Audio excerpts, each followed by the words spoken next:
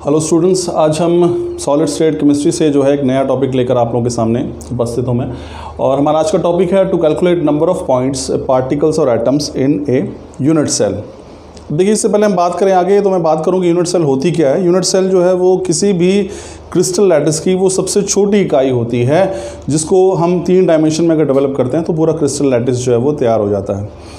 अब देखिए, हम बात करते हैं यहाँ पे, हमने फिर पिछले लेक्चर्स में हमने चर्चा की है कि टाइप्स ऑफ यूनिट सेल क्या है। मैं आपको बताया था कि यूनिट सेल जो है 2 प्रकार के हैं, प्रिमिटिव हैं और सेंटर्ड यूनिट सेल है। प्रिमिटिव यूनिट सेल कौन से होते हैं?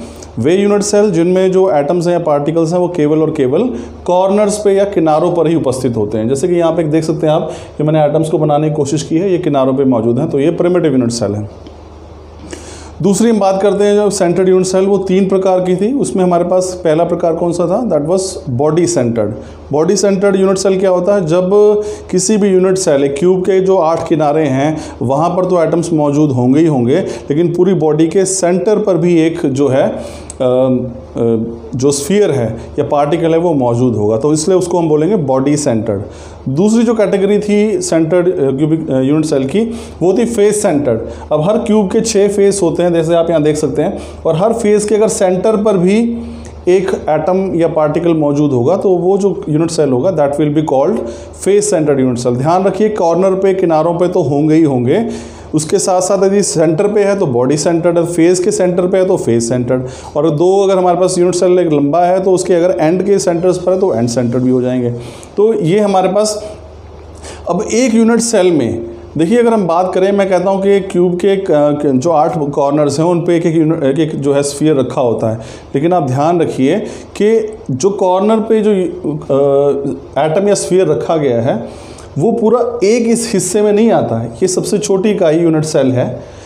यहाँ पे अगर कॉर्नर पे आप देखो, इस पे अगर मैं पूरा स्फीयर इस तरीके से बनाऊँ यहाँ पे ये ऐसे, तो ये 8वां हिस्सा है जो आप इस एक लैटिस के हिस्से में आ रहा है, वो वास्तव में 1/8 यानी कि 8वां हिस्सा है एक पूरे स्फीयर का।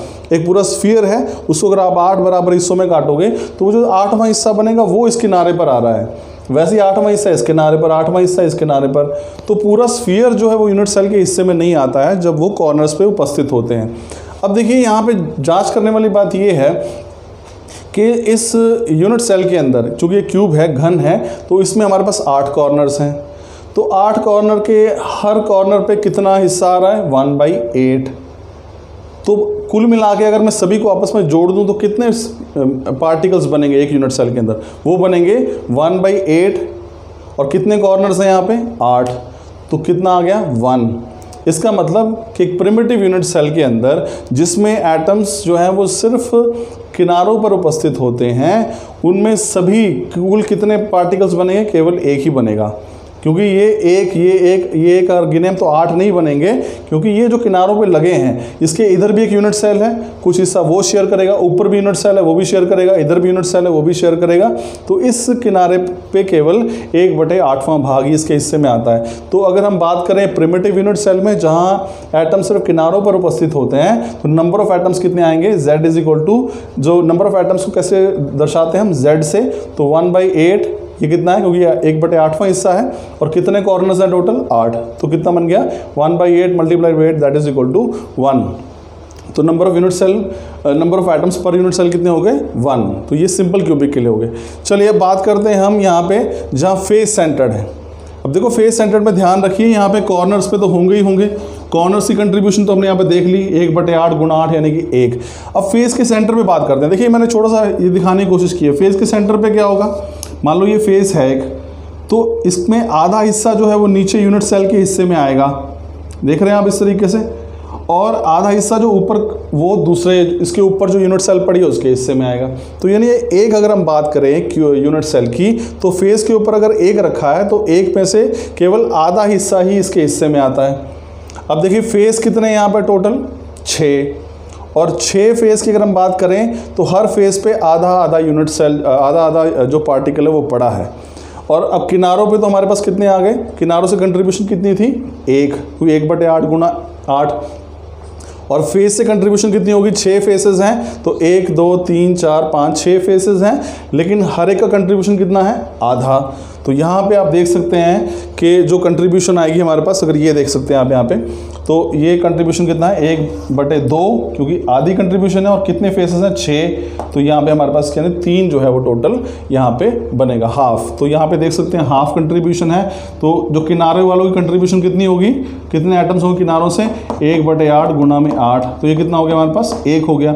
और फेसेस की बात करें तो फेस कितने हमारे पास, टोटल फेस जो है वो 6 हैं, और कितने हमारे पास हाफ जो है वो कितने हैं इंटू 6, यानी कि ये 3, ये हिस्सा जो 3 यहाँ से आ गए और 1 यहाँ से आ गया 4। तो फेस सेंटर्ड में किसी भी यूनिट सेल के अंदर कुल कितने पार्टिकल्स होते हैं 4, 1 जो है वो किनारों से और 3 जो है वो फेसेस के सेंटर से। अब नेक्स्ट हम बात करते हैं बॉडी सेंटर की। अब बॉडी सेंटर में किनारों पर भी मौजूद है, किनारों के सभी हिस्सों के कंट्रीब्यूशन कितना है 1, क्योंकि 1/8 गुना में 8 तो 1 हो गया।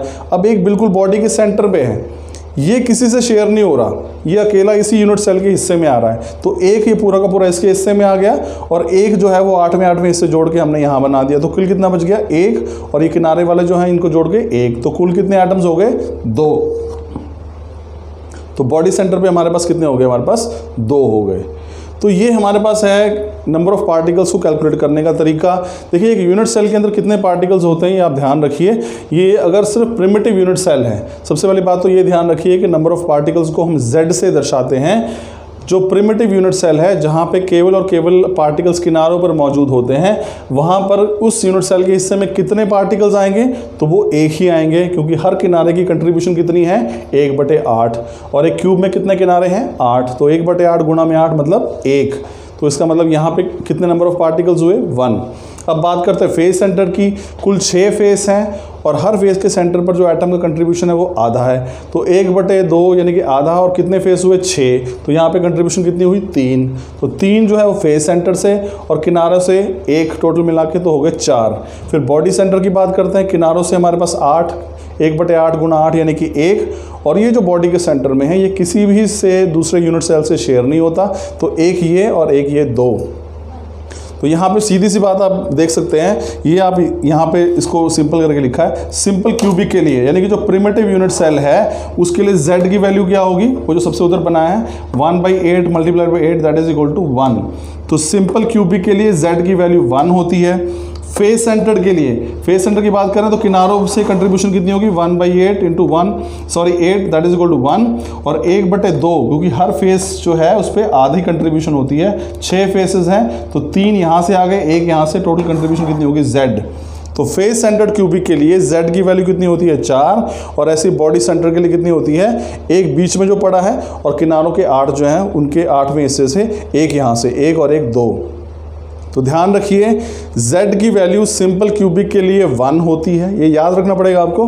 फेस सेंटर्ड के लिए 4 होती है और बॉडी सेंटर्ड के लिए ये वैल्यू जो है वो 2 होती है, इसको हम Z से डेजिग्नेट करते हैं। तो ये ध्यान रखिए, इसको निकालने का तरीका बिल्कुल आसान है। अगर आपको निकालना है number of atoms in a cubic unit cell, Z कैसे निकालेंगे, Z is equal to NC divided by 8। NC मतलब number of atoms in corner, C यहाँ पे कॉर्नर के लिए है, तो कॉर्नर के लिए हमारे पास कितने जितने भी एटम्स होंगे उसको हम 8 से भाग करेंगे, क्योंकि कितने कॉर्नर होते हैं एक क्यूब के अंदर, यूनिट सेल के अंदर 8, plus NF divided by 2। F यहाँ पे क्या है फेस सेंटर्ड।